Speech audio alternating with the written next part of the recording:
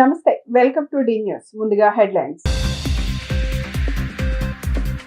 జనాభా పెరుగుదలను తాను సమర్థిస్తున్నానన్న సీఎం చంద్రబాబు.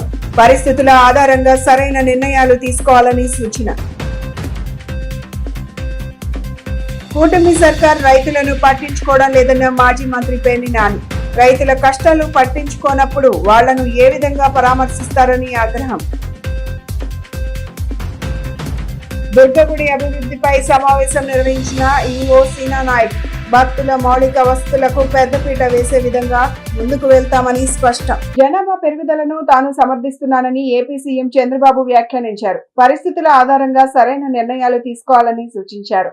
నేడు ఏ దేశంలో జనాభా ఉంటే వారికే ఎక్కువ గౌరవం అని ఉద్ఘాటించారు. మన దేశానికి బలమైన ఆర్థిక వనరు జనాభానేనని సీఎం చంద్రబాబు అభివర్ణించారు. భారతదేశానికి బలమైన ఆర్థిక వనరు జనాభానే అని ఆంధ్రప్రదేశ్ ముఖ్యమంత్రి నారా చంద్రబాబు నాయుడు ఉద్ఘాటించారు.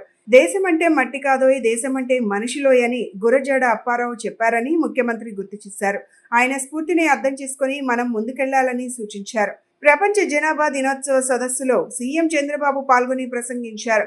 గతంలో 2 పిల్లల కంటే ఎక్కువ మంది ఉంటే స్థానిక సంస్థల ఎన్నికల్లో పోటీ చేయడానికి వీలు లేదని చట్టం తెచ్చానని గుర్తు చేశారు. ఈ రోజు తానే జనాభా పెరుగుదలను సమర్థిస్తున్నానని వ్యాఖ్యానించారు.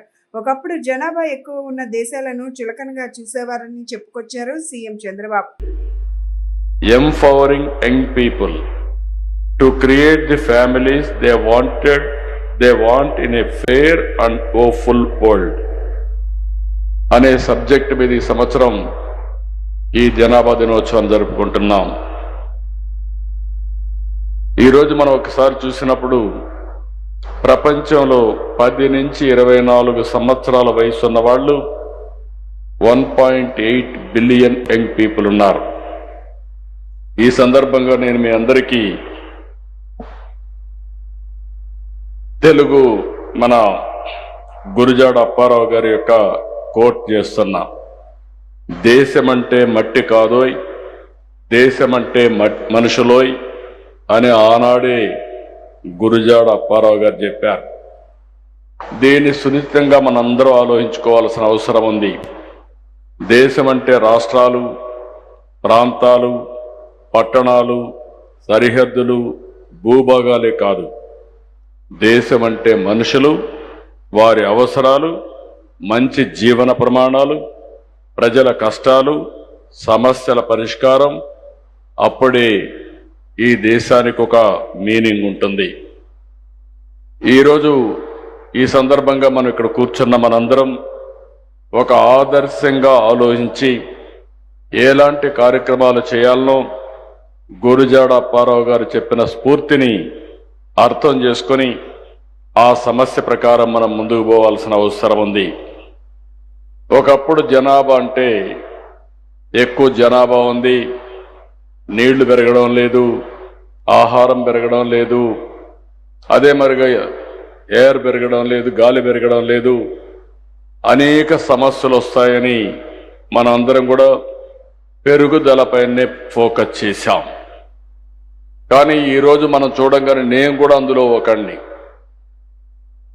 నేను సమైక్య ఆంధ్రప్రదేశ్లో జనాభా నియంత్రణ కోసం ఆ రోజు ఫ్యామిలీ ప్లానింగ్కి ఎక్కువ ప్రోత్సాహాలు ఇచ్చాం.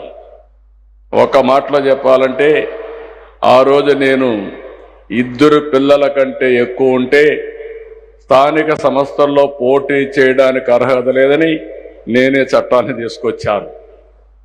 ఈరోజు మళ్ళీ వచ్చి జనాభా నియంత్రణ కాదు, జనాభా నిర్వహణ చేయాలి, దీనిపైన మీ సూచనలు ఇమ్మని ఈ సమావేశాలు అడిగామంటే అది మార్పు.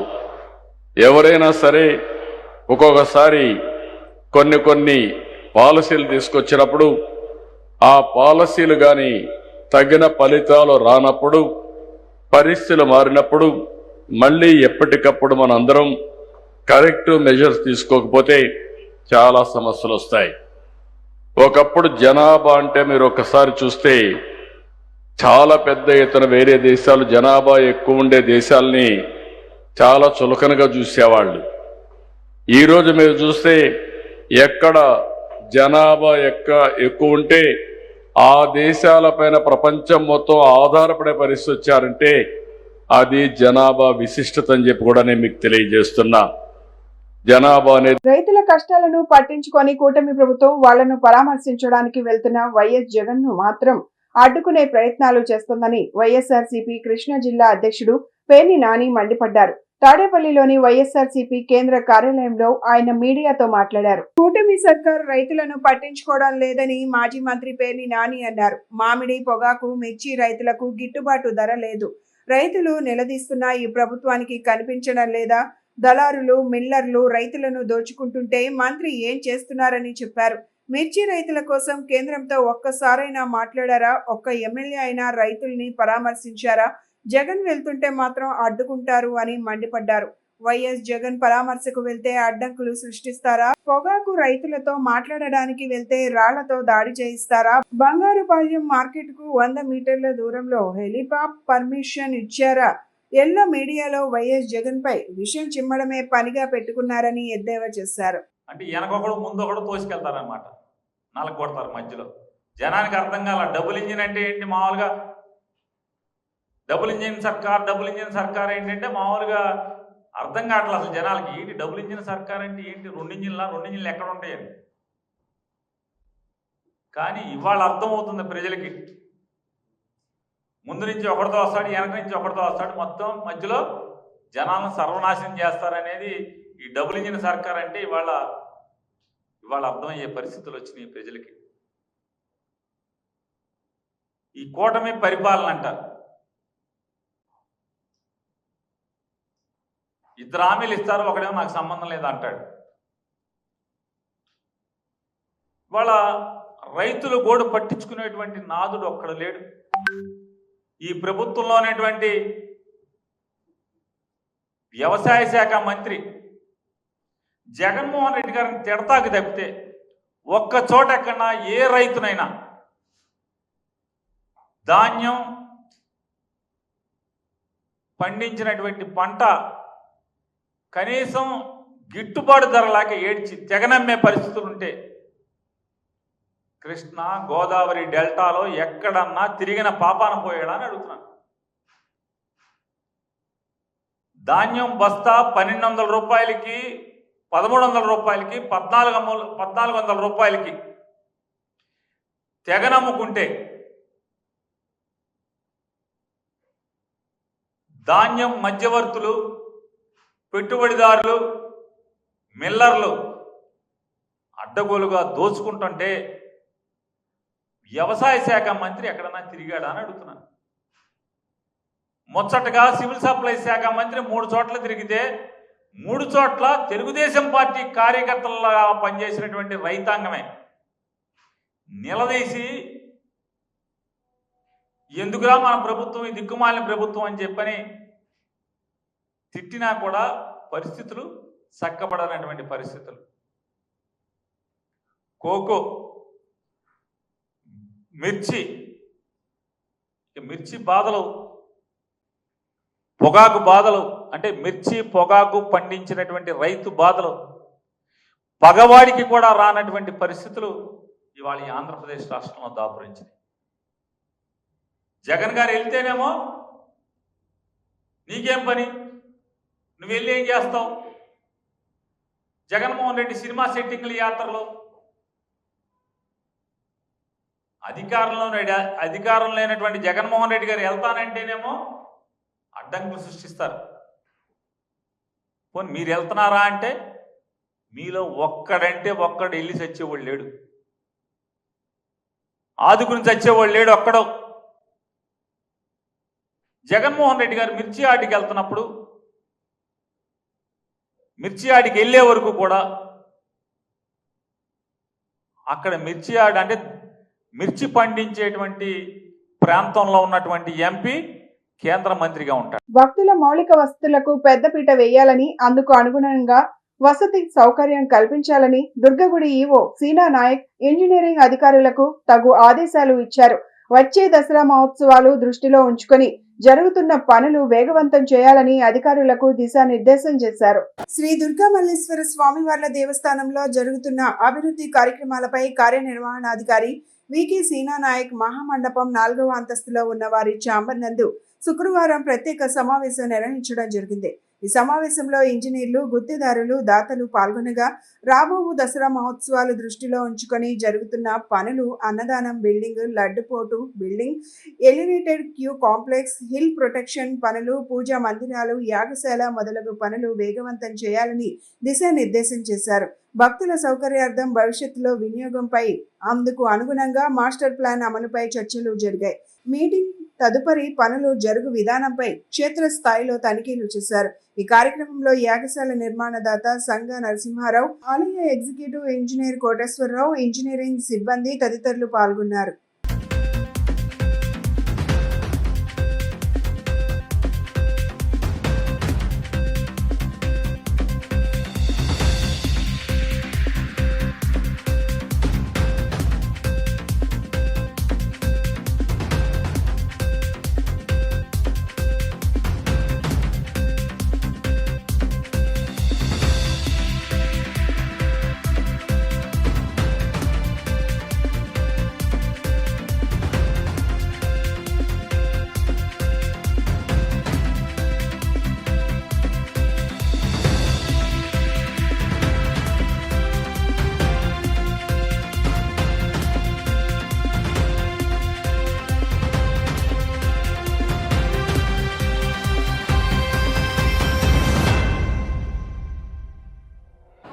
నా పేరు విశాల సార్.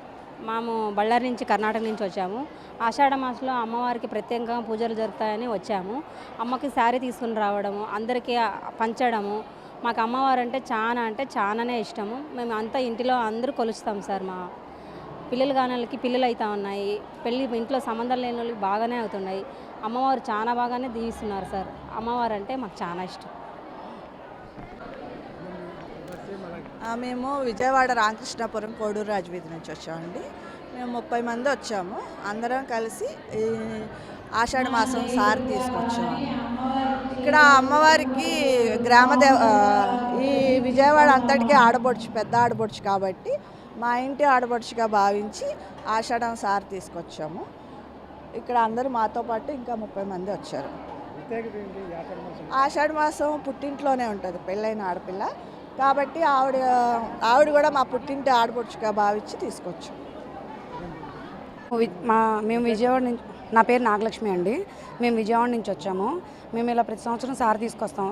సారీ ఎందుకు ఆషాఢ మాసంలో అమ్మవారికి సారీ ఎందుకు తీసుకొస్తామంటే, ఆషాఢ మాసంలో ఆడపిల్లలందరూ పుట్టింటికి వస్తారు కాబట్టి, అమ్మవారు కూడా పుట్టింట్లోనే వస్తుంది కాబట్టి, పుట్టింటికి చుట్టంగా వస్తుంది కాబట్టి, ఆ లెక్కతో మేమందరం ఆడపిల్లలందరం కలిసి అమ్మవారికి సారీ తీసుకొస్తున్నాం అనమాట.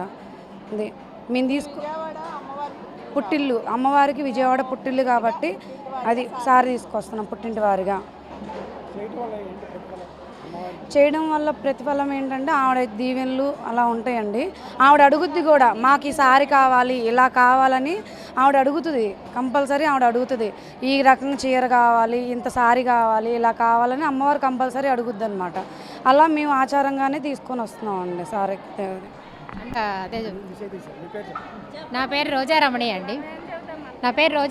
అండి. మేము విజయవాడ కోడూరు రాజవారి వీధి రామకృష్ణాపురం నుండి వచ్చాము. మేము ఆషాఢ మాసం అమ్మవారికి సారి తీసుకొచ్చామండి. ఆ అమ్మవారి సారి విశిష్టత ఏంటంటే మమ్మల్ని నిండు నూరేళ్ళు సౌభాగ్యంతో చక్కగా చూస్తారని, అందుకనే మేము సారి తీసుకొచ్చామండి. అభివృద్ధి సంక్షేమాన్ని సమానంగా ముందుకు తీసుకెళ్తున్న ఘనత ముఖ్యమంత్రి చంద్రబాబుకే దక్కుతుందని విజయవాడ తూర్పు ఎమ్మెల్యే గద్దె రామ్మోహన్ రావు అన్నారు. సూపర్ 6 హామీలను ఒక్కొక్కటిగా అమలు చేస్తుండటంతో ప్రజల సంతోషం వ్యక్తం చేస్తున్నారని తెలిపారు. విజయవాడ తూర్పు నియోజకవర్గం 4వ డివిజన్ వెటర్నరీ కాలనీ పార్కు ప్రక్కన రోడ్డులో సుపరిపాలనలో తొలి అడుగు కార్యక్రమంలో ఎమ్మెల్యే గద్దె రామ్మోహన్ పాల్గొన్నారు. అనంతరం రోడ్డు పనులకు కొబ్బరికాయ కొట్టి శంకుస్థాపన చేశారు. సందర్భంగా మీడియాతో మాట్లాడుతూ ఇంటింటికి వెళ్లి ఏడాది కాలంలో ప్రభుత్వం చేసిన అభివృద్ధి సంక్షేమ కార్యక్రమాలను ప్రజలకు వివరిస్తూ కరపత్రాలను పంపిణీ చేశారు. ప్రజలతో మాట్లాడి వారి సమస్యలను అడిగి తెలుసుకోవడంతో పాటు ఏడాది కూటమి పాలనపై అభిప్రాయాలను అడిగి తెలుసుకుంటున్నామన్నారు. సుపరిపాలనలో తొలి అడుగు కార్యక్రమానికి ప్రజల నుంచి విశేష స్పందన వస్తుందన్నారు. గత 5 ఏళ్ల వైసీపీ అరాచక పాలన చూసి విసిగిపోయిన ప్రజలు కూటమి నాయకులను అఖండ మెజారిటీతో గెలిపించారని ఆయన గుర్తు చేశారు. సంవత్సర కాలంలో అనేకమైన రోడ్లు, రకరకాల అభివృద్ధి కార్యక్రమాలు. విజయవాడ నగరంలో రోడ్లే కాకుండా విజయవాడ నగరానికి వచ్చే రోడ్లు, రూరల్ రోడ్లు కూడా టేకప్ చేసి అందరం ఎంపీ గారి నాయకత్వంలో శాసనసభ్యులు కానీ లేదా కార్పొరేటర్లు కానీ అందరూ కూడా విజయవాడకి సమగ్రమైన రూపం తీసుకురావాలి.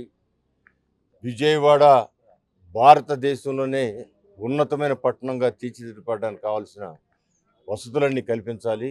దానిలో ప్రత్యేకంగా under ground drainage, Storm water drainage, రోడ్లు ఇవన్నీ కూడా కల్పించాలి. కొండ ప్రాంతం వాళ్ళకి ప్రతి ఒక్క మెట్టుకి రైలింగ్ కట్టాలి, వాళ్ళకి మంచినీళ్ళ సౌకర్యం ఇప్పించాలి. దీనికోసం నారా చంద్రబాబు నాయుడు గారు అనేకమైన మీటింగ్లు ఏర్పాటు చేసి ఆ మీటింగ్లో డిపిఆర్ తయారు చేయించి అతి తొందరలో దానికి ఎన్ని వేల కోట్లు రిక్వైర్మెంట్ అన్ని వేల కోట్లు శాంక్షన్ చేయడానికి చంద్రబాబు సిద్ధంగా ఉన్నారు. అంటే ఆయన విజయవాడ నగరం మీద ఈ రోజు కాదు 2014 నుంచి ప్రత్యేకమైన శ్రద్ధ చూపించారు. అందరూ కూడా స్థానికులందరూ కూడా గమనించుకోవాల్సింది ఏంటంటే ఎప్పుడు కూడా ప్రభుత్వం నుంచి కార్పొరేషన్కి సపోర్టు, ఫైనాన్స్ సపోర్టు ఉండాల్సిన అవసరం లేదు. ఎందుకంటే స్వయం ప్రతిపత్తికి నగరం మనం కట్టే శిస్తుల ద్వారానే అభివృద్ధి పరచుకోవాలి. కానీ విజయవాడ నగరం రాజధాని అని చెప్పిన తర్వాత దానికి కొన్ని సపోర్ట్ కావాలని చెప్పి ఆయన ప్రతి సంవత్సరం కూడా 250 కోట్లు ఇచ్చిన రోజులు ఉన్నాయి, 600 కోట్లు ఇచ్చిన రోజులు ఉన్నాయి, 150 ఇచ్చిన రోజులు, ఏదో రకంగా ప్రతి బడ్జెట్లోనూ సపోర్ట్ చేశారు.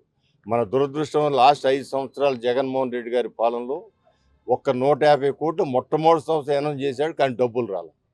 దాంట్లో ఒకళ్ళిద్దరు ఒక 20 లక్షల వర్కులు చేస్తే ఆ డబ్బులు ఇప్పుడు కూడా రాని పరిస్థితుంది. అంటే 150 కోట్లు కూడా ఉన్న బడ్జెట్లో ఉంది తప్పితే ఇక్కడ అమల్లో లేదు. చంద్రబాబు గారు ప్రతి సంవత్సరం ఇచ్చింది ఒక్క రూపాయి కూడా ఆగిపోకుండా అవన్నీ కూడా డబ్బులు ఇవ్వటం, వర్కులు అయిపోవటం, ఆ కాంట్రాక్ట్లు కూడా పేమెంట్లు చేయడం జరిగింది.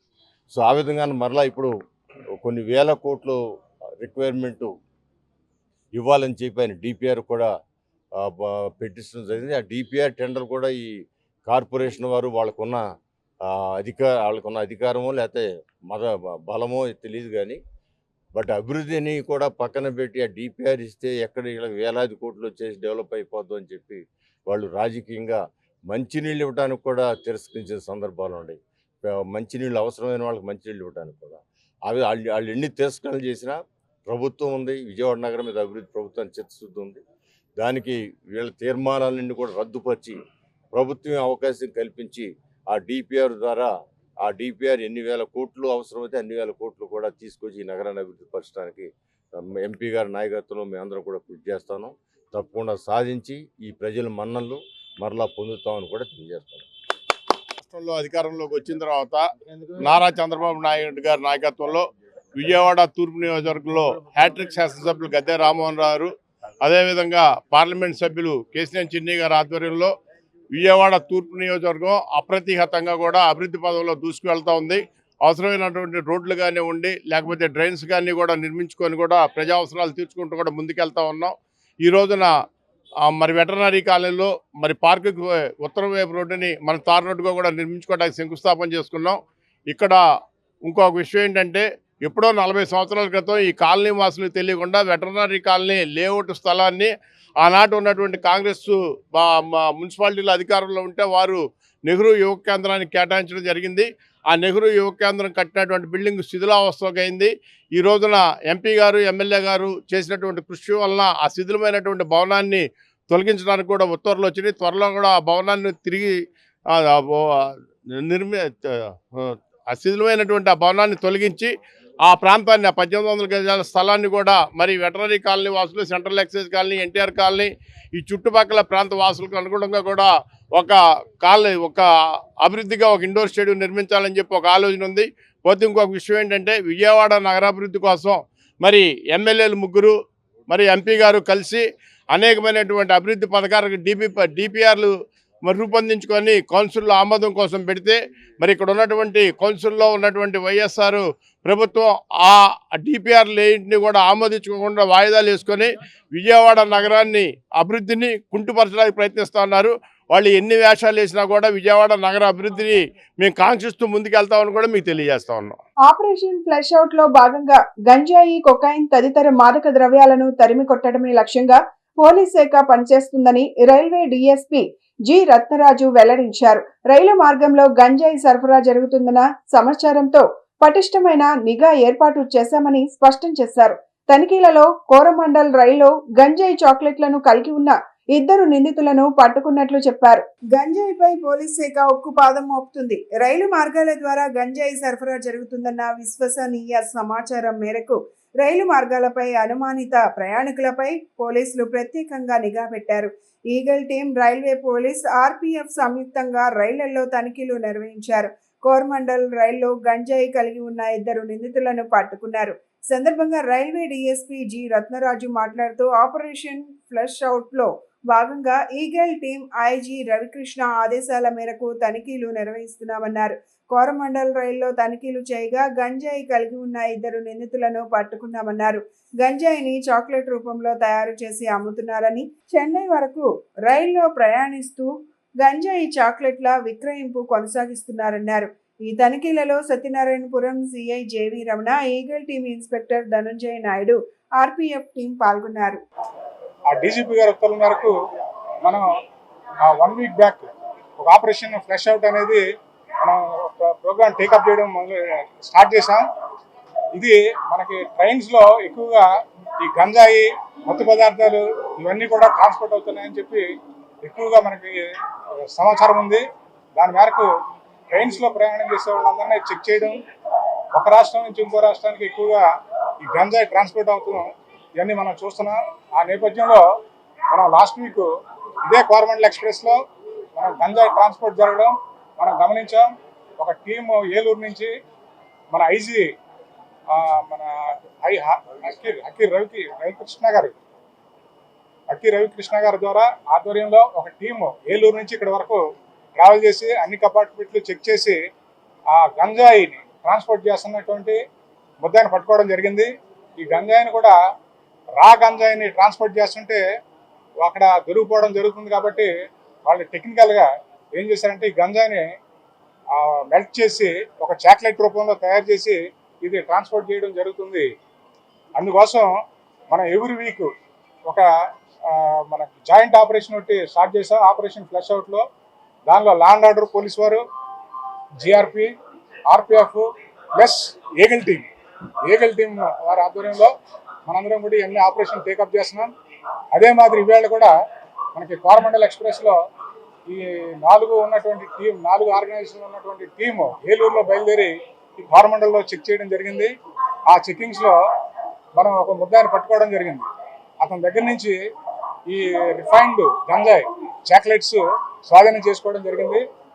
ఇది మనకు వెస్ట్ బెంగాల్ నుంచి చెన్నైకి ఏదో పనుల నిమిత్తం వెళ్తున్నట్టుగా వీళ్ళు ప్రిటెండ్ చేస్తూ ఈ గంజాయి ట్రాన్స్పోర్ట్ చేయడం జరుగుతుంది.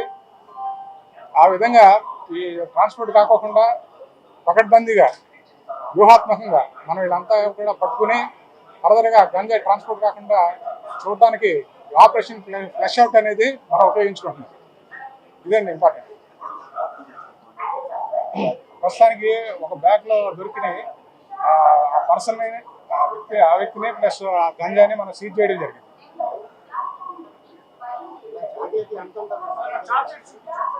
గురు పౌర్ణమిని పురస్కరించుకొని శ్రీదేవి కళా నాట్య మండలి ఆధ్వర్యంలో పలువురు సీనియర్ రంగస్థలం కళాకారులను సత్కరించారు. ఈ సందర్భంగా ఉప్పులూరి లక్ష్మీనారాయణ రచించిన సిరిడి సాయిబాబా సచరిత్ర పద్య నాటకాన్ని ప్రదర్శించారు.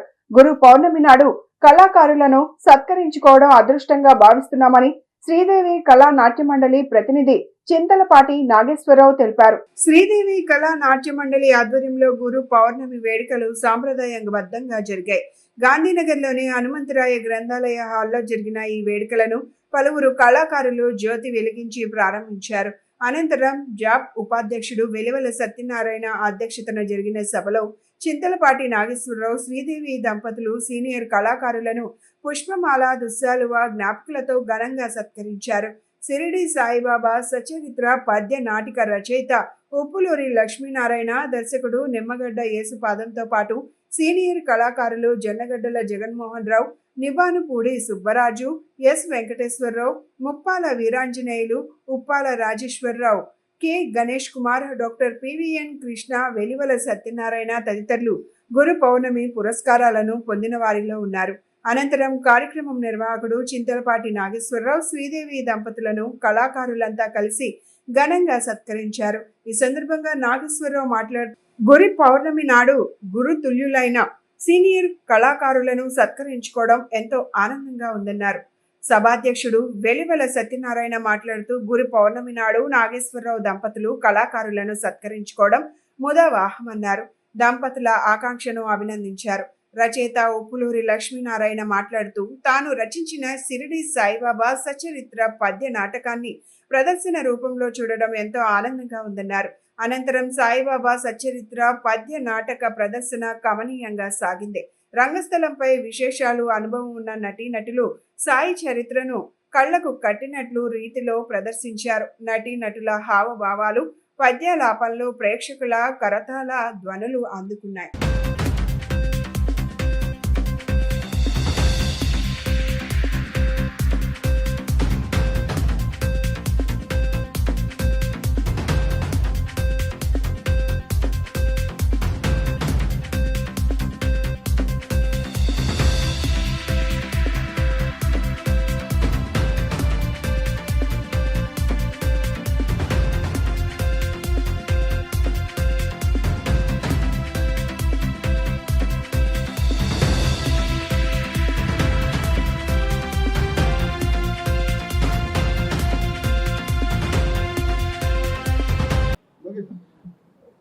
అందరికీ నమస్కారం.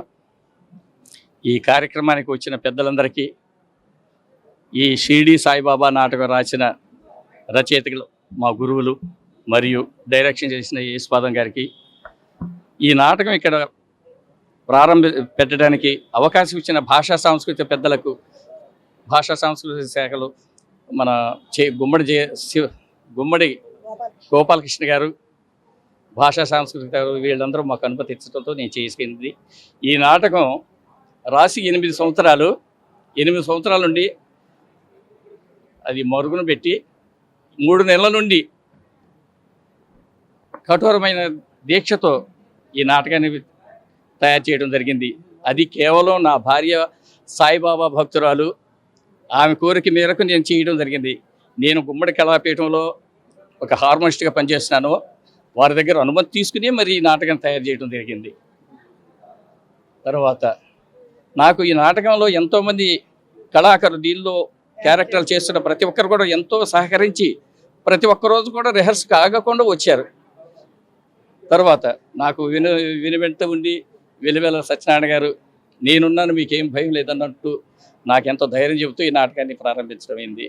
ఈరోజు ఇక్కడికి వచ్చిన ప్రతి ఒక్కరూ సన్మానం జరిగిన పెద్దలందరికీ ప్రత్యేకమైన ధన్యవాదాలు తెలుపుతున్నాను.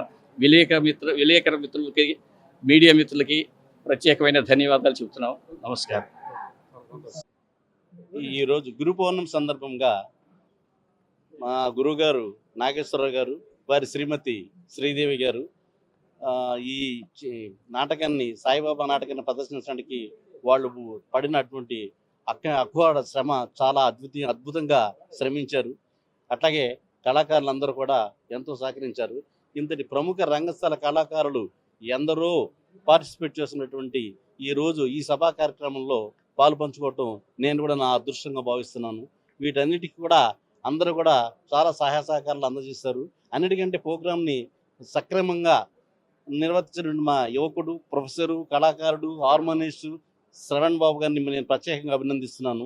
ఈ నాటక రచయిత, సీనియర్ నటులు మా ఉప్పులూరి లక్ష్మీనారాయణ గారు, వారిని నేను మా గురువు గారు, వారికి నాకు ప్రత్యేక నమస్కారాలు తెలియజేసుకుంటున్నాను.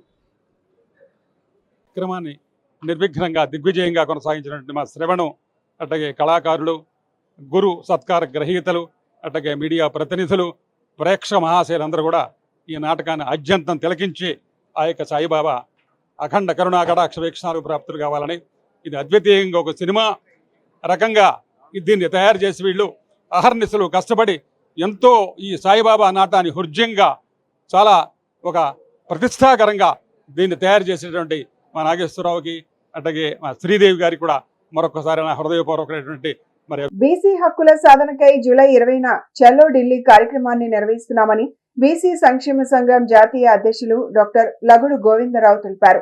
ఈ మేరకు ఆయన గాంధీనగర్ లో విలేకరుల సమావేశం జరిపారు. ఈ సందర్భంగా ఆయన మాట్లాడారు. దేశంలో 50% పైబడి ఉన్నటువంటి బీసీ సామాజిక వర్గానికి దశాబ్దాలుగా అన్యాయం జరుగుతూనే ఉందన్నారు.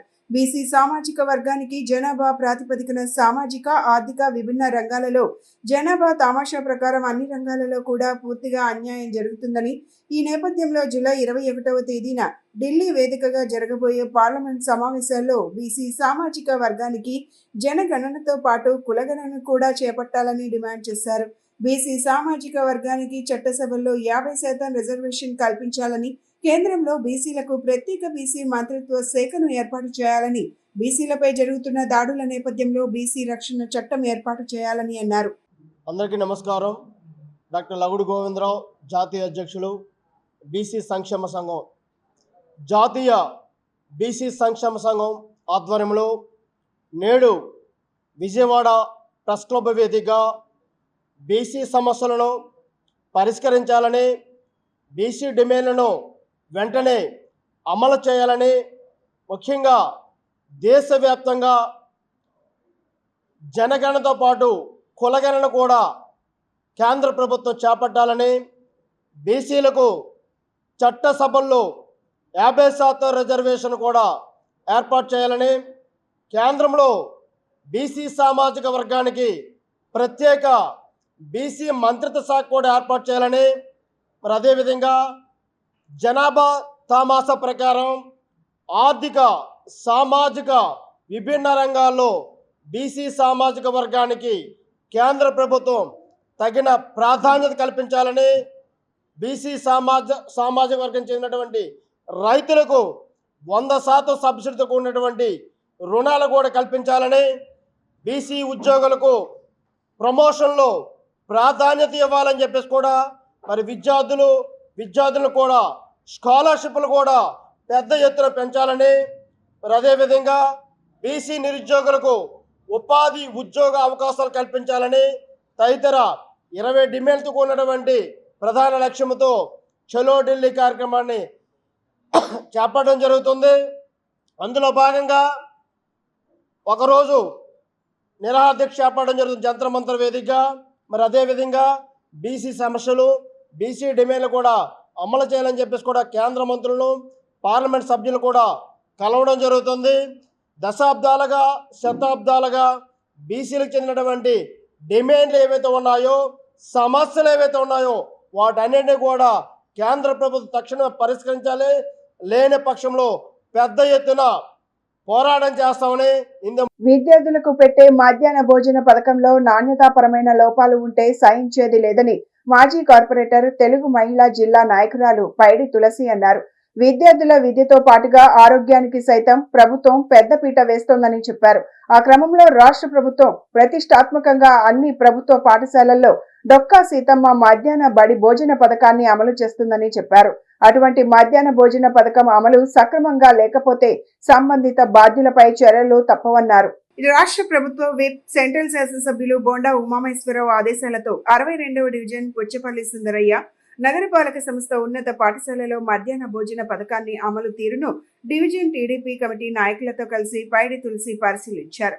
ముందుగా మధ్యాహ్న భోజన పథకంలో రోజువారీ మెను ఏ విధంగా అమలు జరుగుతుందని విద్యార్థులను అడిగి తెలుసుకున్నారు. విద్యార్థులకు భోజనాలు పెట్టడానికి ముందు తాను టీడీపీ నాయకులతో కలిసి పైడి తులసి భోజనం చేసి పదార్థాలు నాణ్యతగా ఉండడంతో విద్యార్థులకు పెట్టమని చెప్పారు. ఈ సందర్భంగా పైడి తులసి మాట్లాడుతూ ప్రతిరోజు విద్యార్థులకు పెట్టే ఆహార పదార్థాలను ముందుగా ఉపాధ్యాయులు చూసి ఆ తర్వాతే విద్యార్థులకు పెట్టాలని సూచించారు. డివిజన్ టీడీపీ ఇన్ఛార్జ్ పైడి శ్రీనివాసరావు మాట్లాడుతూ మధ్యాహ్న భోజన పథకం అమలు తీరును నిత్యం ఉపాధ్యాయులు సమీక్షించాలన్నారు. ఎమ్మెల్యే బోండా ఉమామహేశ్వరరావుకు ఫిర్యాదు అందడంతో తాము పరిశీలనకు వచ్చినట్లు చెప్పారు. ఇకపై ఆహార పదార్థాల నాణ్యంగా ఉండాలని వంట ఏజెన్సీలకు, ఉపాధ్యాయులకు తెలియజేసినట్లు వివరించారు. ఈ కార్యక్రమంలో డివిజన్ టీడీపీ అధ్యక్షుడు కృష్ణారావు, ప్రధాన కార్యదర్శి మరియాబాబు తదితరులు పాల్గొన్నారు.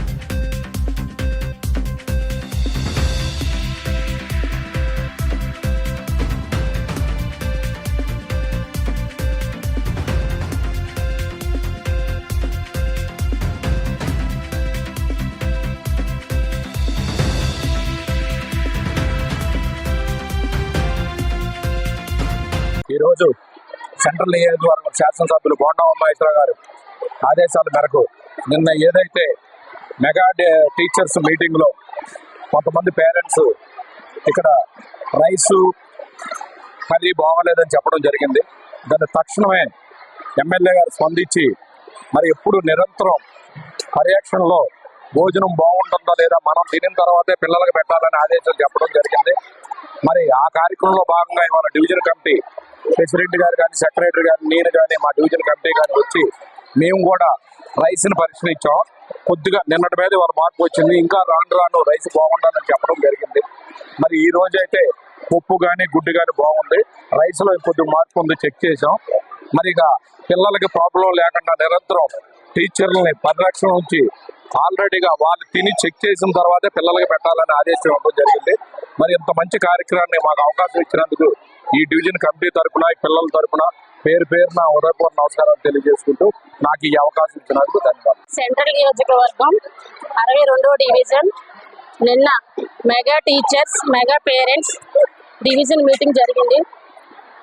ఆ మీటింగ్లో పేరెంట్స్ మరి మధ్యాహ్నం భోజనం బాగాలేదు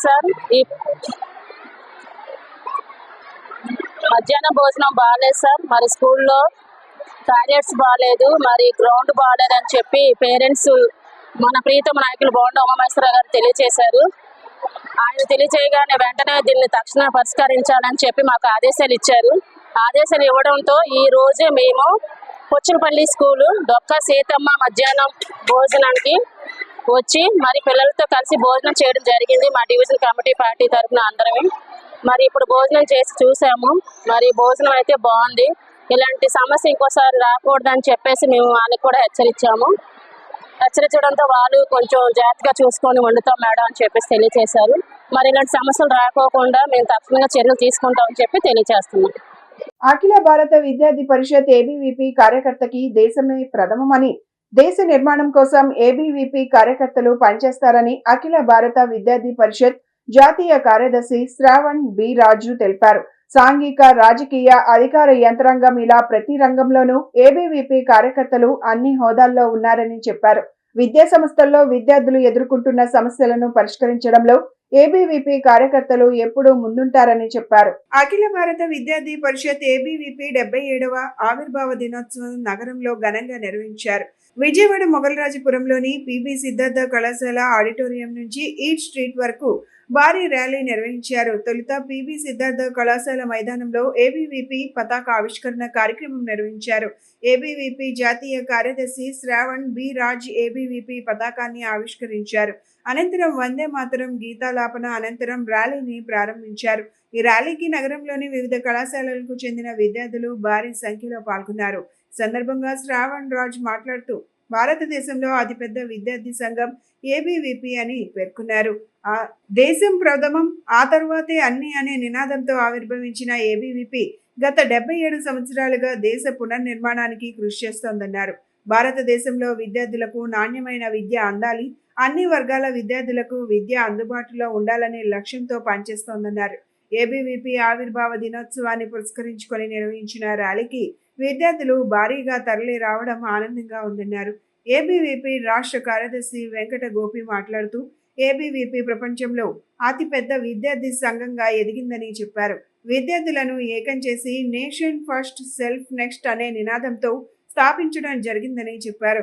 విద్యార్థులకు అండగా నిలుస్తూ విద్యార్థి సమస్యలపై పోరాడుతూ వాటి పరిష్కారానికి కృషి చేస్తోందన్నారు. నా పేరు మోహన్ గౌడ్, ఆంధ్రప్రదేశ్ వ్యావేద్య పోరాట సమితి రాష్ట్ర అధ్యక్షుడిని. గత కొన్ని రోజులుగా మన ఏపీలో ఒక కూటమి ప్రభుత్వము మెగా డిఎస్సి నిర్వహించడము చాలా సంతోషకరం. అందులో కూడా స్పోర్ట్స్ కోటా 3% తీసుకురావడం కూడా చాలా కృతజ్ఞత భావం తెలియజేసుకుంటున్నాం. ఎందుకంటే స్పోర్ట్స్ వాళ్ళని అభివృద్ధి చేయాలని చెప్పేసి, క్రీడాకారులను అభివృద్ధి చేయాలని చెప్పేసి కూటమి ప్రభుత్వము సంకల్పంతో ఉంది. ఈ యొక్క కూటమి ప్రభుత్వానికి ఈరోజు మా విన్నపం ఏమనగా, ఈ యొక్క రాష్ట్రంలో ఉన్నటువంటి ప్రైవేట్ కాలేజీల్లో, ఫిజికల్ ఎడ్యుకేషన్ సంబంధించినటువంటి ప్రైవేట్ కాలేజీల్లో అధిక మొత్తం ఫీజులు చెల్లించుకొని అడ్డగోలుగా సర్టిఫికేట్లు అనేది యొక్క బీపీడీ, ఎంపీడీ సర్టిఫికేట్లను ప్రొవైడ్ చేస్తున్నారు. ఆ ప్రొవైడ్ చేసే భాగంలో మన యొక్క అభ్యర్థులు ఎక్కువ సంఖ్యలో ఫీజులు చెల్లించి మరి డిఎస్సికి ఎగ్జామ్ రాశారు. ఈ యొక్క డిఎస్సి ఎగ్జామ్ రాయడానికి సర్టిఫికేట్లు దొంగదారిలో తీసుకొని వచ్చి మరియు ఈ యొక్క సర్టిఫికేట్ ద్వారా సర్టిఫికేట్లు జాబ్ సాధించే క్రమంలో మోసపూరితమైనటువంటి చర్యలకు పాల్గొంటున్నారు. ఎందుచేతనంటే ఈ యొక్క గురుకుల పాఠశాలలో, సచివాలయంలో మరియు అదేవిధంగా ప్రైవేట్ సంస్థల్లో జాబులు చేసుకుంటూ రెగ్యులర్గా ట్రైనింగ్ చేసినటువంటి కోర్సును ట్రైనింగ్ చేయకుండా వితౌట్ ట్రైనింగ్తో సర్టిఫికేట్లు తీసుకురావడం చాలా బాధాకరం. ఈ విధంగా డిఎస్సి రాయడం వలన రెగ్యులర్గా ట్రైనింగ్ చేసినటువంటి అభ్యర్థులు ఎక్కువ శాతంలో నష్టపోతున్నారు. ఈ యొక్క రెగ్యులర్గా ట్రైనింగ్ చేసినటువంటి అభ్యర్థులను న్యాయం చేయాలంటే ఈ యొక్క సర్టిఫికేట్ వెరిఫికేషన్లో ఆధార్ కార్డు, పాన్ కార్డు, అదేవిధంగా బ్యాంక్ స్టేట్మెంటు, పిఎఫ్ స్టేట్మెంట్లను పరిశీలించి పరిగణలోకి తీసుకొని పూర్తి స్థాయిలో రెగ్యులర్గా ట్రైనింగ్ చేసినటువంటి అభ్యర్థులకు న్యాయం చేస్తారని చెప్పేసి. నా పేరు దేవేంద్ర గౌడ్, ఆంధ్రప్రదేశ్ వ్యాయామ యుద్ధ పోరాట సమితి రాష్ట్ర ప్రధాన కార్యదర్శి. ముందుగా రాష్ట్రంలో మెగా డిఎస్సి ఇచ్చినందుకు గౌరవ విద్యాశాఖ మంత్రి వర్యులు నారా లోకేష్ గారికి, అదేవిధంగా చంద్రబాబు నాయుడు గారికి మా అసోసియేషన్ తరఫున ధన్యవాదాలు తెలియజేస్తూ, ఎప్పుడు లేని విధంగా ఫిజికల్ ఎడ్యుకేషన్లో ఎక్కువ పోస్టులు ఇవ్వడం చాలా సంతోషకరం. అయితే ఎగ్జామ్ కూడా చాలా పద్ధతిగా నిర్వహించారు. దీనివల్ల సర్టిఫికేట్లు అంటే ఎక్కువ పోస్టులు ఉన్నాయని చెప్పి చాలామంది ఫేక్ సర్టిఫికేట్ అంటే ఉద్యోగాలు చేస్తూ సర్టిఫికేట్లు అంటే ట్రైనింగ్ చేయకుండా డబ్బులు కట్టి సర్టిఫికేట్లు తెచ్చుకుంటున్నారు. దీనివల్ల రెగ్యులర్గా ట్రైనింగ్ చేసినటువంటి అభ్యర్థులకు చాలా ఇబ్బందులు ఎదురవుతున్నాయి సార్. చాలామందికి తెలియదు ఫిజికల్ ఎడ్యుకేషన్ అంటే మార్నింగ్ 5:30 నుంచి కంటిన్యూగా క్లాసెస్ ఉంటాయి. థియరీ 50 మార్కులకు ఉంటాయి, ప్రాక్టికల్స్ 50 మార్కులు ఉంటాయి. ఆ విధంగా రెగ్యులర్గా ట్రైనింగ్ చేసిన వాళ్ళు ఈరోజు ఏ ట్రైనింగ్ లేకుండా కేవలం డబ్బులు ఉన్నాయని చెప్పి కాలేజీల్లో అడ్డగోలుగా సర్టిఫికేట్లు తెచ్చుకోవడం వల్ల రెగ్యులర్గా ట్రైనింగ్ చేసి స్పోర్ట్స్నే నమ్ముకున్నటువంటి అభ్యర్థులు నష్టపోతూ ఉన్నారు. దీన్ని ప్రేరేపించే కోచింగ్ సెంటర్ల పైన, అదేవిధంగా కాలేజీల పైన కూడా చర్యలు తీసుకుంటూ ఖచ్చితంగా రెగ్యులర్ సర్టిఫికేట్ ఉండే విధంగా చర్యలు తీసుకోవాలని, అదేవిధంగా ఫిజికల్ ఎఫిషియన్సీ టెస్టు మాకు ఎన్సిటీ నామ్స్ ప్రకారం, గైడ్లైన్స్ ప్రకారం కూడా మాకు ఏ విధంగా అయితే కోర్సులో బీపీడీ కానీ, యూజీడీ కానీ, ఎంపీడీ కానీ 50% ఎగ్జామ్ ఉంటాయి, 50% ప్రాక్టికల్స్ ఉంటాయి. అదేవిధంగా గతంలో 2018 డిఎస్సిలో ఇదే కూటమి ప్రభుత్వము ఫిజికల్ ఎఫిషియన్సీ టెస్ట్ నిర్వహించింది. మంచి క్రీడాకారుల్ని వ్యాయామ ఉపాధ్యాయులుగా అందించింది. ఈ నోటిఫికేషన్ కంటే ముందే మేము గౌరవ విద్యాశాఖ మంత్రి గారిని, అదేవిధంగా ముఖ్యమంత్రి గారిని కలవడం జరిగింది. ఈ డిఎస్సిలో ఫిజికల్ ఎఫిషియన్సీ టెస్టు నిర్వహించండి, క్రీడాకారులకు న్యాయం చేయండి అని చెప్పి కోరున్నాం. అయితే తక్కువ సమయం ఉండడం వల్ల వాళ్ళు దాన్ని పరిగణనలోకి తీసుకోలేదు. ఎగ్జామ్ అయినప్పటికీ ఎగ్జామ్ అదేవిధంగా ఫిజికల్ ఎఫిషియన్సీ టెస్టు ఇప్పుడు నిర్వహించి రిజల్ట్ రెండు కలిపి ఇవ్వాలని చెప్పి కేబుల్ ఆపరేటర్ వ్యవస్థను కనుమరుగు చేసే ప్రయత్నం జరుగుతుందని, బ్రాడ్కాస్ట్ వ్యవస్థ వల్లే కేబుల్ వ్యవస్థకు నష్టం జరుగుతుందని కేబుల్ ఆపరేటర్స్ ఫెడరేషన్ అధ్యక్షుడు Bandaru Krishna, multi services TV ఆపరేటర్ల సంక్షేమ సంఘం అధ్యక్షులు కె రామకృష్ణారెడ్డి, ఏపీసీఓ జేఏసీ మిరియాల శ్రీరాములు ఆవేదన వ్యక్తం చేశారు. ఎంఎస్ఓ కేబుల్ ఆపరేటర్ల రౌండ్ టేబుల్ సమావేశంలో అత్యధికంగా రేట్లు పెంచే బ్రాడ్కాస్ట్లు ఛానళ్లను నిలుపుదల చేయాలని తీర్మానించామని వెల్లడించారు. పే ఛానల్స్ నుండి కేబుల్ వ్యవస్థను కాపాడాలంటూ రాష్ట్రంలో ఉన్న 3 ప్రధాన ఆపరేటర్ల సంఘాల ప్రతినిధుల మీడియా సమావేశం గాంధీనగర్ ప్రెస్ క్లబ్ లో నిర్వహించడం జరిగింది. ఈ సమావేశంలో కేబుల్ ఆపరేటర్స్ ఫెడరేషన్ అధ్యక్షుడు Bandaru Krishna, multi services TV ఆపరేటర్ల సంక్షేమ సంఘం అధ్యక్షులు కె రామకృష్ణారెడ్డి, ఏపీసీఓ జేఏసీ మిరియాల శ్రీరాములు పాల్గొని మాట్లాడుతూ పే ఛానల్స్ వల్ల ప్రజలపై అధిక భారం పడుతుందన్నారు. బ్రాడ్కాస్టర్లు కేబుల్ ఆపరేటర్ వ్యవస్థను కనుమరుగు చేసే ప్రయత్నం చేస్తున్నారన్నారు. బ్రాడ్కాస్ట్ వ్యవస్థ వల్లే కేబుల్ వ్యవస్థకు నష్టం జరుగుతుందన్నారు. కేబుల్ వ్యవస్థ కేంద్ర రాష్ట్ర ప్రభుత్వాలకు వందల కోట్ల రూపాయలు పన్నుల రూపంలో చెల్లిస్తుందని, కేంద్ర రాష్ట్ర ప్రభుత్వాలు కేబుల్ వ్యవస్థను వసూలు రంగంలా చూస్తున్నాయని అన్నారు. ప్రభుత్వం పే ఛానల్స్ నుండి తమను కాపాడాలని, సామాన్య ప్రజలకు అధిక భారాన్ని తగ్గించాలని కోరారు. ఈ కార్యక్రమంలో 3 ప్రధాన ఆపరేటర్ల సంఘాల ముఖ్య ప్రతినిధులు పాల్గొన్నారు. ఫైబర్నెట్ ఆపరేటర్ ఫెడరేషన్ అధ్యక్షుల్ని, అలాగే మల్టీ సర్వీసెస్ అధ్యక్షులు కృష్ణారెడ్డి గారు, జేఏసీ కరీంనగర్ చైర్మన్ గారు మన శ్రీరామ్ గారు, ఆంధ్ర రాష్ట్ర ప్రదేశ్లో కేబుల్ ఆపరేటర్ల సంక్షేమ సంఘాల తరపు నుంచి ఈరోజు ఎంఎస్ఓలతో ఒక రౌండ్ టేబుల్ సమావేశం నిర్వహించడం జరిగింది. ప్రస్తుతం ముఖ్యంగా ఉన్నట్టు సమస్య పే ఛానల్స్ యొక్క రేట్ల పెంపు వల్ల ఇటు కేబుల్ ఇండస్ట్రీలో ఆపరేటర్ వ్యవస్థకు జరుగుతున్న నష్టాన్ని, అలాగే ఈ వ్యవస్థలో ఆపరేటర్ అన్న వాళ్ళు కనుమరుగైపోయే పరిస్థితిని, ఇప్పుడు ఉన్నటువంటి ఈ ఆవేదనలన్నింటినీ కూడా సదరు ఎంఎస్ఓల ద్వారాగా బ్రాడ్కాస్టర్లందరికీ తెలియజేయడం కోసం ఈ సమావేశం ఏర్పాటు చేసి ఇవాళ వాళ్ళకి తెలియజేయడం జరిగింది.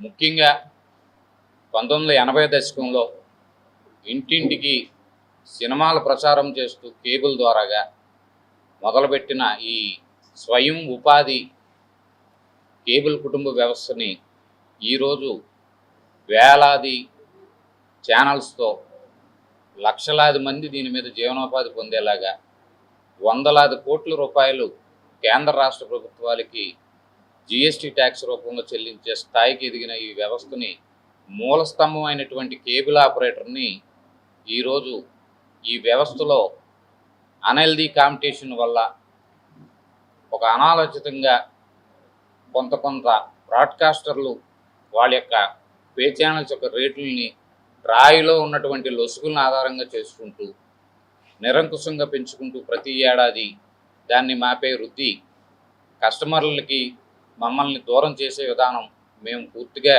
ఈ సమావేశ సందర్భంగా ఖండిస్తున్నామండి.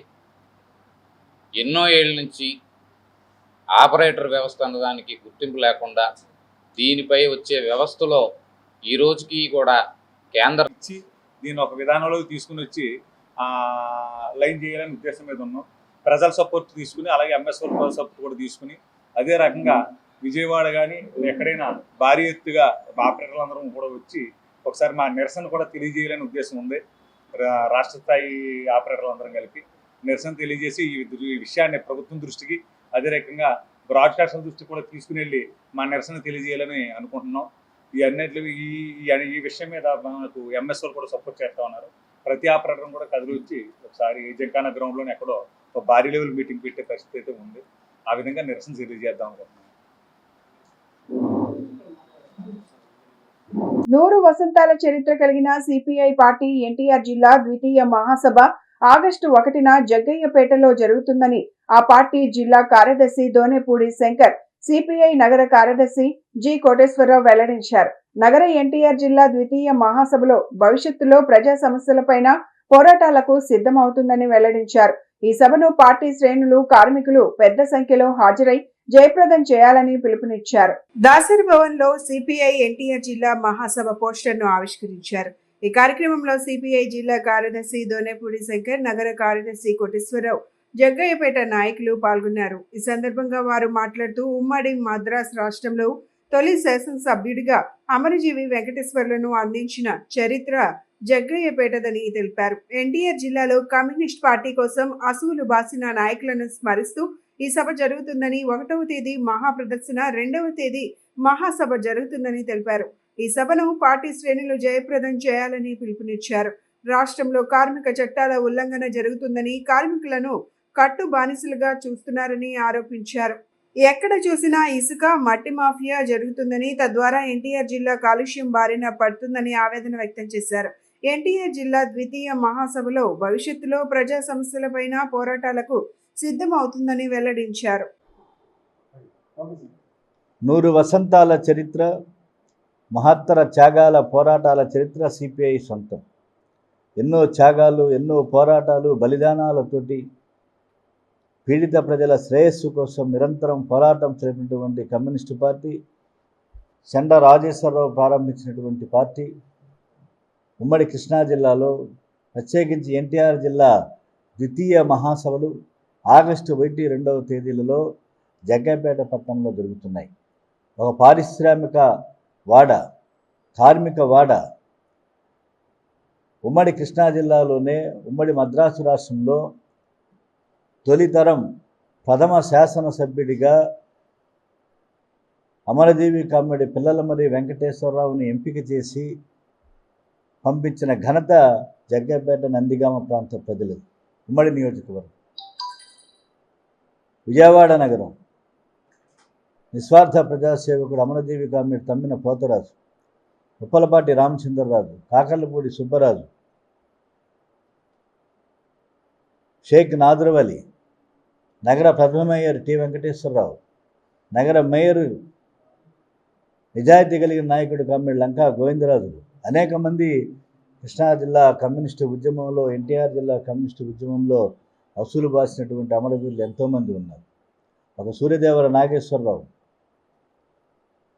అనేక మంది ఎన్టీఆర్ జిల్లాలో కమ్యూనిస్టు ఉద్యమం కోసం కృషి చేసినటువంటి మహానాయకులని స్మరిస్తూ వారి గుర్తులుగా ఈ రోజున ఎన్టీఆర్ జిల్లా ద్వితీయ మహాసభ రేపు ఆగస్టు 1, 2వ తేదీల్లో సాగుతుంది. 1వ తేదీన మహాప్రదర్శన, 2వ తేదీన ప్రతినిధుల సభ. ఈ 2 ప్రదర్శన డెలిగేట్స్ కాన్ఫరెన్స్ని కూడా జయప్రదం చేయాల్సిందిగా ఎన్టీఆర్ జిల్లా వ్యాప్తంగా పార్టీ శ్రేణులు, పార్టీ సానుభూతి పరులు, పార్టీ కార్యకర్తలు, ప్రజలు పెద్ద ఎత్తున ప్రదర్శన జయప్రదం చేయాల్సిందిగా విజ్ఞప్తి చేస్తున్నారు. ఈనాడు పాలక వర్గాలు పూర్తిగా రాష్ట్ర రాజధాని నగరం విజయవాడ, పురిటిగడ్డ జగ్గైపేట ఒకనాడు తెలంగాణ సాయుధ పోరాటానికి ఆంధ్ర రాష్ట్ర ప్రాంతంలో ఉన్నప్పటికీ కూడా తెలంగాణ సాయుధ పోరాటానికి వీరోచితంగా నిలబడి పోరాటాన్ని సాధించినటువంటి ప్రాంతం జగ్గైపేట. ఈ జగ్గైపేటలో భారత కమ్యూనిస్ట్ పార్టీ సిపిఐ 2వ మహాసభ ఆగస్టు 1, 2 తారీఖులో జరగబోతా ఉంది. 1వ తారీఖున వేలాది మందితోటి ప్రదర్శన, 2వ తారీఖున ప్రతినిధుల సభ. ఈ ప్రతినిధుల సభలో రాబోయేటటువంటి కాలంలో కేంద్ర రాష్ట్ర ప్రభుత్వాలు అనుసరించేటటువంటి ప్రజా వ్యతిరేక విధానాలు, ముఖ్యంగా కార్మికులు ఎక్కువగా ఉండేటటువంటి కార్మిక రంగం ఎక్కువగా ఉన్నటువంటి జగ్గైపేటలో నిర్వహించడం యొక్క ప్రాముఖ్యత ఏంటంటే, కేంద్ర ప్రభుత్వం ఈ రోజున 4 రకాలైనటువంటి కోడ్స్ తీసుకొచ్చి కార్మికుల యొక్క హక్కులను హరించేటటువంటి పద్ధతిలో అనుసరిస్తున్నటువంటి బీజేపీ విధానాలపైన, అలాగే ఈ రాష్ట్రంలో గత అసెంబ్లీ ఎన్నికల సందర్భంగా ప్రజలకు ఇచ్చినటువంటి కూటమి ప్రభుత్వం ఇచ్చినటువంటి ప్రజల హామీలను నెరవేర్చేటటువంటి దశగా ప్రభుత్వం పైన ఒత్తిడి తీసుకొచ్చేటటువంటి క్రమంలో ఈ మహాసభల్లో చర్చిస్తాం. రాబోయేటటువంటి కాలంలో కమ్యూనిస్ట్ పార్టీని నిర్మాణాత్మకంగా 3 సంవత్సరాల మరలా 3 సంవత్సరాలకి నిర్మాణాత్మకంగా కమ్యూనిస్ట్ పార్టీని తీర్చిదిద్దే దానికోసం మహాసభల వేదికగా కాబోతా ఉన్నాయి. ఈ మహాసభల జయప్రదానికి కమ్యూనిస్టు శ్రేణులు, అలాగే అభిమానులు, సానుభూతి పరులందరూ కూడా సహకరించి జయప్రదం చేయవలసిందిగా ఈ సందర్భంగా కోరుతా ఉన్నాం. నా పేరు జె శ్రీనివాసరావు, భారత కమ్యూనిస్ట్ పార్టీ జగ్గైపేట పట్టణ ప్రధాన కార్యదర్శిని. ముఖ్యంగా ఆగస్టు 1, 2 తారీఖుల్లో ఎన్టీఆర్ జిల్లా భారత కమ్యూనిస్ట్ పార్టీ ద్వితీయ మహాసభలు జగ్గైపేటలో జేఆర్సీ కాలేజీ రోడ్లో ఉన్నటువంటి ఎస్ఎల్ఎస్ కళ్యాణ మండపంలో నిర్వహించడం జరుగుతుంది. మొట్టమొదటి రోజున మరి ర్యాలీ ఉంటుంది, 2వ రోజున ప్రతినిధుల సభ జరపాలని అనేటటువంటి విషయాన్ని జిల్లా పార్టీ నిర్ణయించింది. ఈ యొక్క కార్యక్రమానికి భారత కమ్యూనిస్ట్ పార్టీ ఎన్టీఆర్ జిల్లాలో ఉన్నటువంటి కమ్యూనిస్టు నాయకులు, కార్యకర్తలు, సానుభూతి పరులు, కార్మిక కర్షక వర్గం మొత్తం కూడా ఈ కార్యక్రమానికి హాజరై జయప్రదం చేయాలని కోరుకుంటా ఉన్నాం. ముఖ్యంగా మా జగ్గైపేటలో ఈ యొక్క భారత కమ్యూనిస్ట్ పార్టీ ఎన్టీఆర్ జిల్లా ద్వితీయ మహాసభలు నిర్వహించడం అనేది మాకు చాలా గర్వకారణంగా ఉంది. ఈ కార్యక్రమాన్ని జయప్రదం చేయడానికి మేము మనస్ఫూర్తిగా కూడా పనిచేస్తామని చెప్పేసి మేము తెలియజేస్తా ఉన్నాం. ముఖ్యంగా జగ్గైపేటలో పారిశ్రామికంగా ఎన్నో ఫ్యాక్టరీలు, కార్పొరేట్ సంస్థలు ఉన్నప్పటికి కూడా ఎక్కడ కూడా కార్మిక వర్గానికి న్యాయం చేసేటువంటి పరిస్థితి లేదు. మరి పూర్తిగా నియోజకవర్గం నిర్లక్ష్యానికి గురవుతూ ఉంది. వేదాద్రి ఎత్తిపోతల పథకం కానీ, పోలంపల్లి మరి ఆనకట్ట కానీ, లింగాల బ్రిడ్జి కానీ, అగ్రహారం బ్రిడ్జి కానీ, గవర్నమెంట్ హాస్పిటల్ ఏమాత్రం కూడా అభివృద్ధి చెందకుండా ఉంది. కార్మిక వర్గానికి మరి పట్టుతో ఇక్కడ నెలకొన్నప్పటికి కూడా ఏమాత్రం కార్మికులకి ఎలాంటి సౌకర్యాలు లేనటువంటి హాస్పిటల్ ఉంది. జగ్గైపేట మున్సిపాలిటీ కూడా పూర్తిగా నిర్లక్ష్యానికి గురై అభివృద్ధి దిశలో, తిరోగమన దిశలో ఉంది. కాబట్టి ఈ అన్ని కార్యక్రమాలు కూడా చర్చించడానికి ఈ మహాసభ వేదికగా ఉంటుందని చెప్పేసి మేము భావిస్తూ ఉన్నాం. కాబట్టి ఈ కార్యక్రమాన్ని జయప్రదం చేయడానికి మరి ఇతోధికంగా సానుభూతి పరులు కానీ, కమ్యూనిస్టు నాయకులు కానీ, కార్మిక కర్షక వర్గాలు కూడా కార్మిక యొక్క జయప్రదం చేయడానికి సహాయం చేయవలసి కోరుకుంటూ ఈ ఉద్యమం శాస్త్ర సాంకేతిక రంగాలలో నిరంతరం జరుగుతున్న పరిశోధనల కారణంగా పర్యావరణానికి హాని కలిగించని ప్లాస్టిక్ ఉత్పత్తుల వినియోగం రోజు రోజుకు విస్తరించడం శుభ పరిణామమని ఎన్టీఆర్ జిల్లా కలెక్టర్ డాక్టర్ జి లక్ష్మీషా అన్నారు. నగరంలోని ఎస్ఎస్ కన్వెన్షన్ సెంటర్ లో south India plastic packaging printing ఎక్స్పోను రాష్ట్ర 20 సూత్రాల అమలు కమిటీ చైర్మన్ లంకా దినకర్ తో కలిసి ప్రారంభించారు. ఈ సందర్భంగా ఆయన మాట్లాడుతూ ఎన్టీఆర్ జిల్లాలో ప్లాస్టిక్ ఉత్పత్తుల నిర్మూలనకు వ్యతిరేకంగా కేంద్ర రాష్ట్ర ప్రభుత్వ ఆదేశాల మేరకు భూమికి పర్యావరణానికి హానికరం కాని ఉత్పత్తులను కానీ వినియోగించేలా ప్రచార కార్యక్రమాలు సైతం నిర్వహిస్తున్నామన్నారు. ప్రపంచం వేగంగా అభివృద్ధి చెందుతున్న ఈ యుగంలో పర్యావరణ పరిరక్షణ అత్యంత కీలక అంశంగా మారిందన్నారు. ఈ పరిస్థితిని మార్చేందుకు మనం పర్యావరణానికి మేలు చేసే ఈకో ఫ్రెండ్లీ ఉత్పత్తులను ప్రోత్సహించాల్సిన అవసరం ఎంత ఉందన్నారు. పునర్వినియోగం, బయోడిగ్రేడబుల్ మరియు హానికారక రసాయనాలు లేని ఉత్పత్తులను ప్రోత్సహించడం వల్ల మట్టి, నీరు, గాలి కాలుష్యం తగ్గుతుందన్నారు. ఇటువంటి ఎక్స్పోల వల్ల ప్రజలలో అవగాహన మరింత పెరుగుతుందని పేర్కొన్నారు. పర్యావరణ హిత ఉత్పత్తులను తయారు చేసేందుకు అవసరమైన యంత్ర పరికరాలతో కూడిన 80 స్టాల్స్ నగరంలో ఏర్పాటు చేయడం అభినందనీయమన్నారు. పర్యావరణ హిత ఉత్పత్తులకు ఆర్థిక సంస్థలు కూడా వేగంగా రుణాలు ఇస్తాయన్నారు. 20 సూత్రాల అమలు కమిటీ చైర్మన్ లంకా దినకర్ మాట్లాడుతూ పర్యావరణ పరిరక్షణ కోసం కేంద్ర ప్రభుత్వం తీసుకుంటున్న చర్యలలో భాగంగా బయోడిగ్రేడబుల్ ఆధారిత ఉత్పత్తులను ప్రోత్సహిస్తోందని తెలిపారు. మొక్కజొన్న, అరటి చెట్టు పీచు, కొబ్బరి బోండం ద్వారా లభించే పీచును సైతం పర్యావరణ హిత ఉత్పత్తులకు అనుకూలంగా మార్చగలిగే యంత్ర పరికరాలు మేక్ ఇన్ ఇండియాలో భాగంగా దేశంలో తయారు చేసేలా కేంద్ర ప్రభుత్వంలోని వివిధ శాఖలు ప్రోత్సహిస్తున్నాయన్నారు. ఈ కార్యక్రమంలో ఎన్టీఆర్ జిల్లా బీజేపీ అధ్యక్షులు అడ్డూరి శ్రీరామ్, వ్యాపారవేత్త Kakani Tarun, hotels association president RV Swamy సహా పలువురు వ్యాపార ప్రముఖులు పాల్గొన్నారు. ఆంధ్రప్రదేశ్లో అలాగే ఎన్టీఆర్ జిల్లాలో కూడా మేమైతే స్వచ్ఛాంధ్ర స్వర్ణాంధ్ర కార్యక్రమం తీసుకెళ్తున్నాము. దీంట్లో ముఖ్యంగా ఈ సాలిడ్ వేస్ట్ మేనేజ్మెంట్ ముఖ్యమైన ప్లాస్టిక్ ఏతుందో దీనికి ప్రాపర్ సొల్యూషన్స్ తీసుకురావాలని రాష్ట్రంలో కూడా ముఖ్యమంత్రి ఆలోచించి స్వచ్ఛాంధ్ర స్వర్ణాంధ్ర కార్యక్రమం తీసుకొచ్చారు. దీంట్లో భాగంగా మన జిల్లాలో ఎంతవరకు అయితే ఈ సింగిల్ యూజ్ ప్లాస్టిక్ ఉందో దాన్ని నిర్వహిస్తూ దాన్ని నివారణ చేస్తూ దానికి ప్రత్యామ్నాయం ఏదైతే ఉన్నాయో అవి మనం వెళ్తున్నాము. దాంట్లో చూసుకుంటే ఇప్పుడు మంచి సింగిల్ యూజ్ ప్లాస్టిక్ మనకి పాలిథిన్, ప్లేట్స్, కప్స్ ఇవి ఎక్కువ వస్తున్నాయి. దానికి ప్రత్యామ్నాయాలు ఉన్నాయనేది సైన్స్ చెప్తా ఉంది. ఇవి బయోడిగ్రేడబుల్గా ఉన్నాయి. మనం పడేసిన 9 రోజుల నుంచి 120 రోజుల లోపల ఇది విడిగా కలిసిపోతుందని చెప్తున్నారు. ఇది కనుక సక్సెస్ అవుతే మనకి ప్లాస్టిక్కి మనకి ప్రత్యామ్నాయం ఉంటుంది. మన పర్యావరణాన్ని, మన పరిసర ప్రాంతాన్ని మనం పొల్యూషన్ పెట్టుకోవచ్చు. భావి తరాలు కూడా మంచి సమాజాన్ని అలాగే మంచి వాతావరణాన్ని ఇవ్వచ్చు. కాబట్టి ఇది ఒక మంచి పరిణామం. ఏదైతే ఈ P3 ప్రోగ్రామ్ చేస్తున్నారో, ఎగ్జిబిషన్ చేస్తున్నారో దీంట్లో అత్యధికంగా ఎక్కువ మంది ఈ బయోడిగ్రేడబుల్ ప్లాస్టిక్ గురించి అవేర్నెస్ తీసుకొచ్చి ప్రతి ఒక్కరికి బయోడిగ్రేడబుల్ ప్లాస్టిక్ వస్తువులు, పరికరాల గురించి అవేర్నెస్ కల్పించి ఎక్కువ మంది వాడేలాగా చేసి మనము ఈ ప్లాస్టిక్ని సొసైటీలో ఎంత తగ్గించి మన రాష్ట్రాన్ని అలాగే మన దేశాన్ని ప్రాక్టికల్గా ఆదేశంగా చేసి పర్యావరణాన్ని కాపాడాలని చెప్పి P3 exhibition plastic, packaging, printing ఈ 3 అంశాల్లో ఏ విధంగా కాలుష్యరహితంగా వాతావరణాన్ని కాపాడుకునేటటువంటి విధంగా భవిష్యత్తులో అడుగులు వేసే దిశగా ప్లాస్టిక్ రహిత సమాజం వైపు వెళ్ళేదానికి బయో ప్యాకేజింగ్ సంబంధించినటువంటి మెటీరియల్స్ ఇప్పుడు కొన్ని ఐటమ్స్ కూడా చూడటం జరిగింది. ముఖ్యంగా తిరుమల తిరుపతి దేవస్థానానికి, అలాగే ద్వారకా తిరుమలకి, అన్నవరం దేవస్థానాలకి కూడా ఇక్కడ కంపెనీలు ఆ ప్యాకేజెస్ అయితే స్వామివారి ప్రసాదాలని మనకి ఇచ్చేటటువంటి ప్యాకేజ్ సంబంధించి అది ఏ విధంగా తయారు చేస్తారు వీళ్ళు, ప్లాస్టిక్ ని వాడకుండా మొక్కజొన్న ద్వారా వచ్చినటువంటి వ్యర్థాలు ఏవైతే ఉన్నాయో వాటి ద్వారా ఈ యొక్క బ్యాగుల్ని తయారు చేసేటటువంటి విధానాన్ని తెలియజేశారు. చాలా చక్కగా ఉంది. ఈ యొక్క బ్యాగుల యొక్క ముఖ్య లక్ష్యం ఏంటంటే 90 రోజుల నుంచి 120 రోజుల లోపల ఏదైతే ప్లాస్టిక్ కి మరణం లేదు మనకి అందరికీ తెలుసు.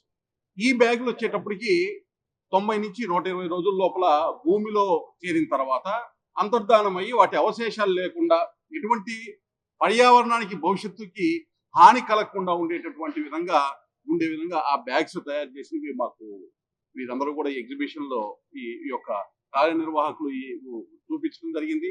కలెక్టర్ గారు లక్ష్మీ షా గారు, అలాగే మా మిత్రులు అడ్డూరు శ్రీరామ్ గారు, కాకాని మా తరుణ్ గారు, అలాగే స్వామి గారు అందరం కూడా లోపల ఎగ్జిబిషన్ లో హాల్లో కౌంటర్స్ దగ్గర ఉన్నటువంటి వారు తయారు చేసినటువంటి ఉత్పత్తులు కూడా మేము చూడటం జరిగింది.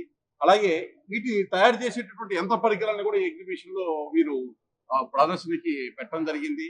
కాబట్టి ఇటువంటి పరిశ్రమలు ఏవైతే ఉన్నాయో కాలుష్యాన్ని సృష్టించకుండా పర్యావరణాన్ని కాపాడే దిశగా ఏదైతే ఈ ఉత్పత్తుల్ని తయారు చేస్తున్నారో ఇటువంటి పరిశ్రమల్ని ప్రోత్సహించాల్సినటువంటి అవసరం ఉంది.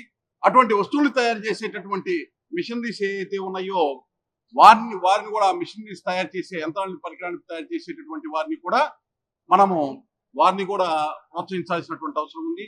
ఇప్పుడు అన్నవరం దేవస్థానానికి ఇస్తున్నటువంటి బ్యాగ్ ఏదైతే ఉందో ప్రసాదము ఇటువంటివి భక్తులకు ఇచ్చేటటువంటి బ్యాగ్ ఇక్కడ తయారు చేసేటటువంటి సంస్థలే, ఇక్కడ ఉన్నటువంటి సంస్థలే వీటిని తయారు చేస్తున్నాయి. ఇవి మనకి చూడటానికి ప్లాస్టిక్ లాగా అనిపిస్తుంది కానీ ఇది ప్లాస్టిక్ కాదు, ఇది మొక్కజొన్న వ్యర్థాల నుంచి తయారు చేసినటువంటి బ్యాగ్.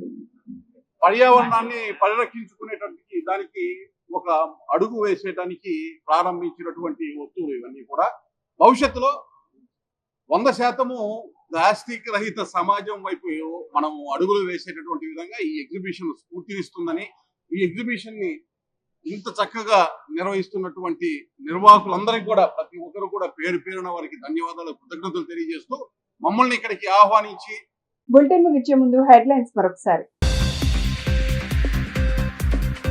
జనాభా పెరుగుదలను తాను సమర్థిస్తున్నానన్న సీఎం చంద్రబాబు, పరిస్థితుల ఆధారంగా సరైన నిర్ణయాలు తీసుకోవాలని సూచన. కూటమి సర్కార్ రైతులను పట్టించుకోవడం లేదన్న మాజీ మంత్రి పేర్ని నాని, రైతుల కష్టాలు పట్టించుకోనప్పుడు వాళ్లను ఏ విధంగా పరామర్శిస్తారని ఆగ్రహం. దుర్గగుడి అభివృద్ధిపై సమావేశం నిర్వహించిన ఈఓ సీనా నాయక్, భక్తుల మౌలిక వసతులకు పెద్దపీట వేసే విధంగా ముందుకు వెళ్తామని స్పష్టం. ఇవి ఈనాటి bulletin updates. Keep watching the news.